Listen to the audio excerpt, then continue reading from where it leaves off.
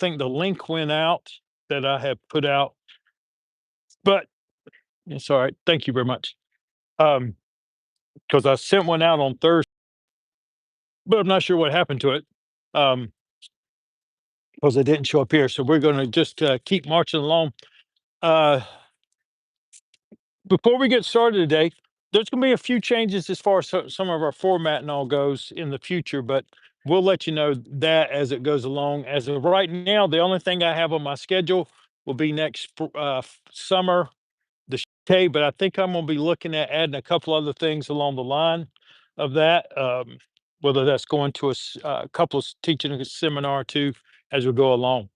Uh, Dale is with us today. It's been a while. He's been training. Good to have you here with us. And how many years has it been, Dale? Always hard to tell. I think 5, 7 years. About 7 years. Okay, yeah. Well, Dale made a comment earlier, and it was something that Ryan and I spoke about it, and I think it's a really good idea to kind of keep in mind is that everybody has some concepts about whether it's Tai Chi or any of the training that you might do. Um, but to take on a concept that your mind can grip a hold of, your mind. And the reason I'm saying that is because sometimes you'll hear me say sometimes I'm a shameless teacher, I'm a shameless student. And part of the reason is I had to learn to be a shameless student is because I'm not that smart. I mean, I could look at someone like Zach, and just by being around him can tell you he's a hell of a lot smarter than I am. And he has the ability to think and do things in a way that I can't imagine. Ryan, same way, right? So for me to get a B+ in any course in my graduate school, I worked probably twice as hard as any of my classmates, which would piss me off because Chip and some of the other boys could learn a chapter of biomechanics or biochem or whatever it was, and like spend an hour and a half, read the chapter and know it, and make an A on the test. And I would have to study 3 times as hard to just make a B+, right? And I was happy with my B+, right? So I would do everything I could to learn as fast as I could, the best I could, which would include things back in those days. I had one of those big boom boxes with the dual cassette players, and I would read the chapter into the book. I mean, read the book into the cassette tape and then play it on a loop all night long, right? But so that my ears could hear the words of biomolecular blah blah blah blah blah, right? So anyway, when it's time for you to learn something, you have to dig deeper than what the instructor or the manual may present you. If you just try to learn at the manual level of what the book tries to show you or what the instructor tries to show you, you're only going to be skin deep at best. You're very seldom going to get muscle deep, and I would say hardly never get bone deep. And by that, what I mean is that you will be able to maybe recreate the scene that you saw, but understanding why you did it, how you could change, it won't be there. In fact, you'll argue with your instructor. I know because y'all do it to me. Well, my hands aren't right. Well, you weren't holding a stick the last time, right? Because you're so stuck in the biomechanics, you can't do anything. So as you're practicing, be a shameless student. Dig into things further. Don't allow yourself to just take it what I show you at face value, because as I was saying to Dale, Sifu Chin didn't lower the standard. If you didn't like it, quit. Just go away. That way we don't have to waste time and energy dragging someone around who just wants it to be their way instead of trying to learn. Okay. And that wasn't bad. It wasn't ugly or personal. It's like, hey, if it's not meant for you, go somewhere else. It's okay. But if you want to learn and become who you might be able to be, then you have to let go of who you are. You can't change if you're stuck. Well, for me, Dale made a comment. He said Tai Chi for him at this place in his career of Tai Chi Chuan, the word that comes to him mostly, the one word is balance. And that is wonderful. And it's good to have this value in your mind that you're trying to look for in your practice. And I was telling him that when I first started, Tai Chi wasn't anything noble, anything honorable to me. Sifu Chin didn't care. Like I said, if you quit it, it was one less person he had to deal with. For me, Tai Chi Chuan was wrestling. That's the word that came to mind. Wrestling. Why? Because I couldn't understand it. Slowness wasn't slowness. Slowness was hardness to me. For me to move slow, I would move like I was under so much tension that I couldn't move. For me, feeling was thinking. And then he would come here. And then he would touch your arms and he would go, "Now listen." And I'm going, "What the hell am I listening to?" Because he was touching me. I couldn't understand that he was talking about listening with the deeper resonances of your mind. He said everything you have to listen to is within the size of a quarter. Those concepts were wrestling matches for me. I was always tugging and fighting with myself between what it was he was trying to teach me, what I believed what was supposed to be the thing to do, until eventually the word surrender became Tai Chi. Surrender to what it is that it's trying to teach me rather than what am I trying to learn from it. Because what I was trying to learn is like, well, I want to learn how to do this, but it's trying to teach me that. I'm trying to learn how to move him, and it's trying to teach me how to lure him. These are the things that I want you to think about when you're practicing. And if you had to pick one, the word I was telling Ryan, I'll finish this. The next word that came, wrestling, surrender, illusion. Those It was an illusion. Everything I saw, my hands aren't moving. My hands are not moving. The center line, right? It's like your hands move so little, but you see all this movement, and it's so much an illusion. Can you see through the illusion? And trust me, if you can start seeing through the illusions, you'll be able to see a lot more all around you, right? And then, lastly, one of the last words that was really informative for me that I would try to put my mind to, there's two: lightness and nimbleness. Can you be light? Can you be nimble? Doesn't matter how big you are, how strong you are. Can you be light? Lightness is not in your body. Lightness is in your mind. It's in your heart. Are you so heavy in your mind, always thinking, your face all scrawled up, right? Are so tense that you're always right. No, lightness. And then be nimble. If you can be light and nimble, man, Tai Chi takes on a whole new thought process. So anyway, that's kind of the cognitive and emotional part of the practice that I want you all to kind of just find out who you are with it, what it is you want to be, what is it trying to teach you. Not necessarily what am I trying to teach you. I'm trying to teach you Tai Chi Chuan. The Tai Chi's been great for hundreds and hundreds of years. I just try to show you a few things here and there that might be able to help you physically and mentally and emotionally and martially. Okay. All right. So, butt walking monkey staff.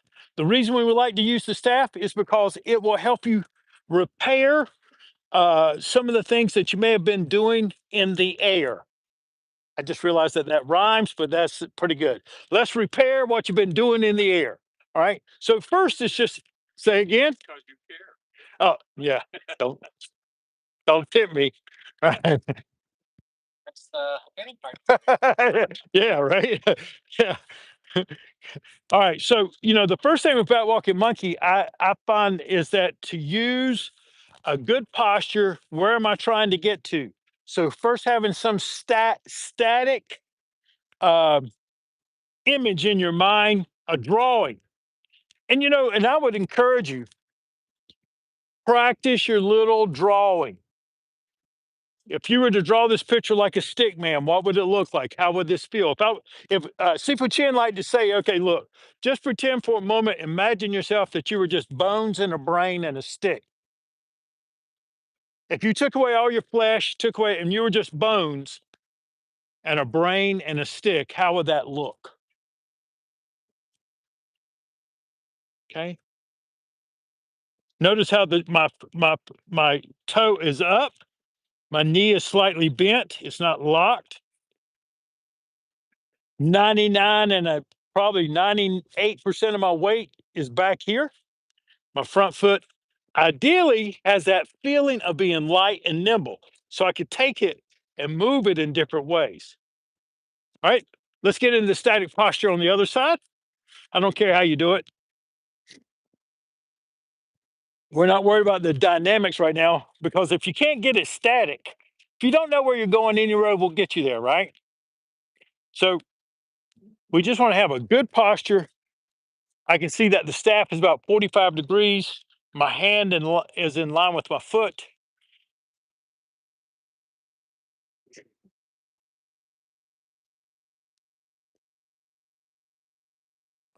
And you can, this is a great set of posting just to practice your posting, just like so. Yep, good. Yep, and Zach, you were not incorrect from holding it like so. Okay, but for the most part, we're going to be in this posture as we're doing it. Okay, so Ryan, if you would come up here a little bit closer and just hold my staff for a minute. So a couple of the flaws that we generally will see in the Tai Chi back walking monkey when it goes dynamic is that first the hand just empty floats. Okay, it just floats. Notice that nothing else is really moving. This is going to float, and then this is the saving hand. This is the hand that's saving your rear end. Okay, and so you want to be able to make sure that this is pulling. When it pulls, there's no window as it comes out. By no window, what I mean is that as this hand is pulling back, there's a little bit of an illusion going on. What a lot of folks will do is this: they just come here and they throw this out, and it goes like that, and they look like they're throwing something or trying to tell something to stop. Okay, but if you notice that when I do it properly, if you had an XYZ axis sort of thing, watch this hand where it is relative to my body.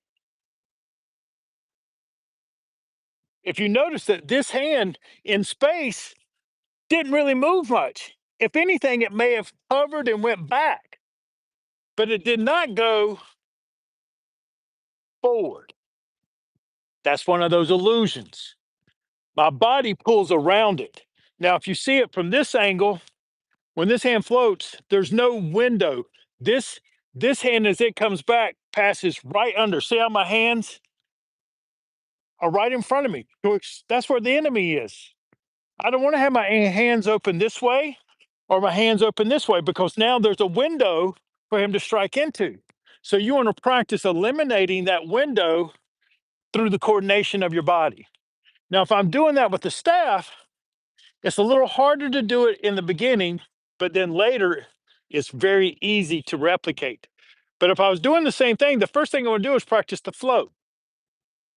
Notice that I just float this in, and now this hand pulls back as I step back. Okay. Now, the one thing that this is not going to fix at this level is the window, but it will get you the coordination. Okay.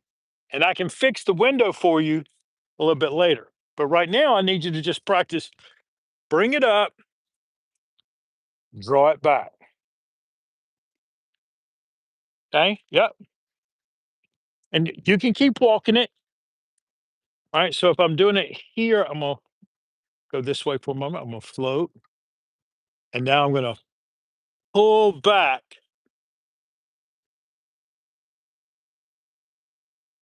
Okay. Then I'm going to float.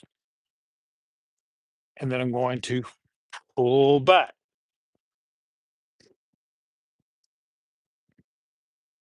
That's it, Jeff. Good.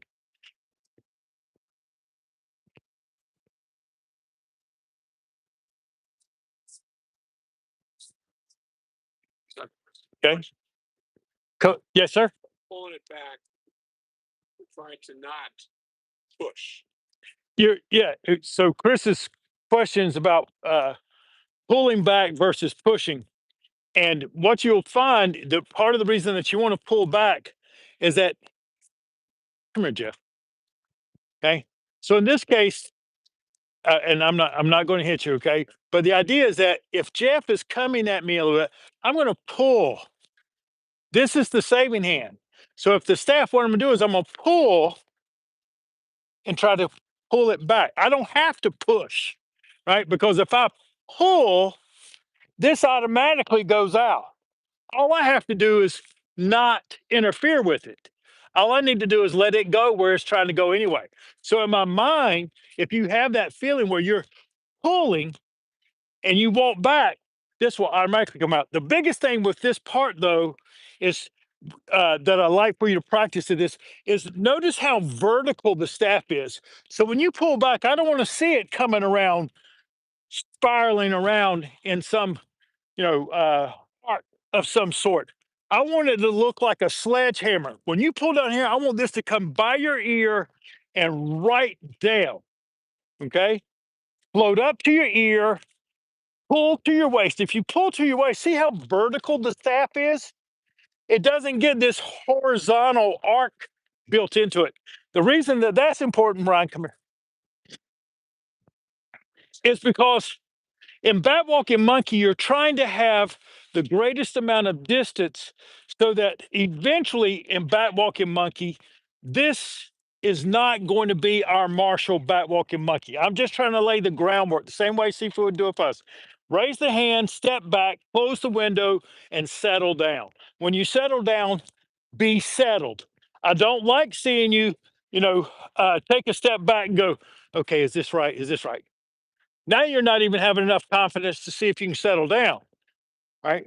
Let the hand float, pull, settle. Get that right. Post in it. So you feel like, okay, yeah, I can launch forward. As you continue to work, by definition, in bat walking monkey at a martial standard, means that you can take 1.25 steps backward to his 1 step forward. All right. Can you drop both staffs just for just a second? Okay. And what that means is in book kung fu and boxing, for example, if he takes 1 step to me, I take 1 step back. Did you notice what happened? Do it again. Okay. He takes 1 step forward, I take 1 step. The distance doesn't change. All we did was move the same. We're it's like we're stuck together and we're just kind of moving around the dance floor or the boxing ring, whatever it is, at the same range. That's not what we want. Okay. What we want is that when he takes 1 step forward, I take 1.25 step back.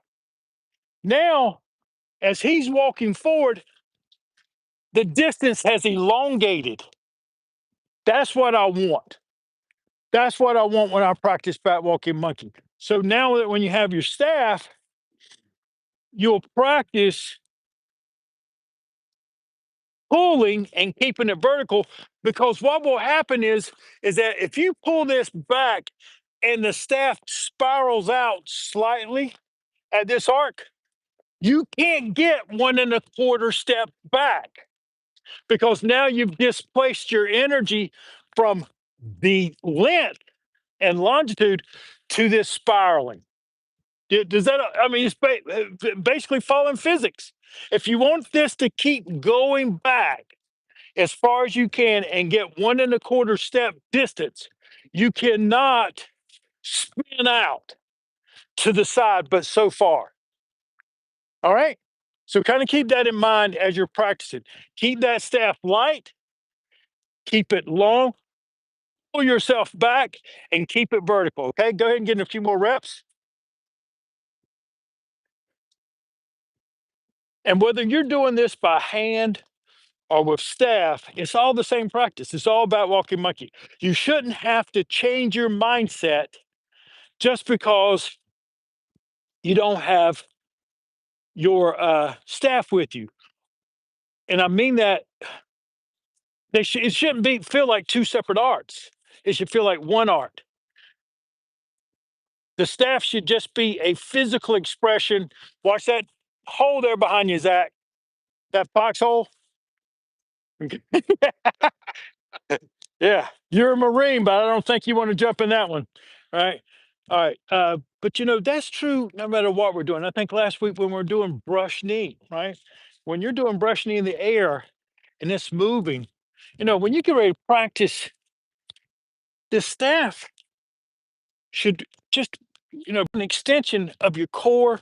But the one thing about the staff is that it will repair what you do in the air. Because when you do things in the air, there's no penalty for not doing it correctly, except for maybe you notice your balance is a little wobbly or something like that. But that's not really a penalty. That's just awareness. Here, when you crack yourself sometime or you end up, you know, boom, hitting yourself in the cojones, whatever it is, because you didn't do it right, that's a penalty. Right? Keep up your practice. And I'm gonna get out here and work with the boys some.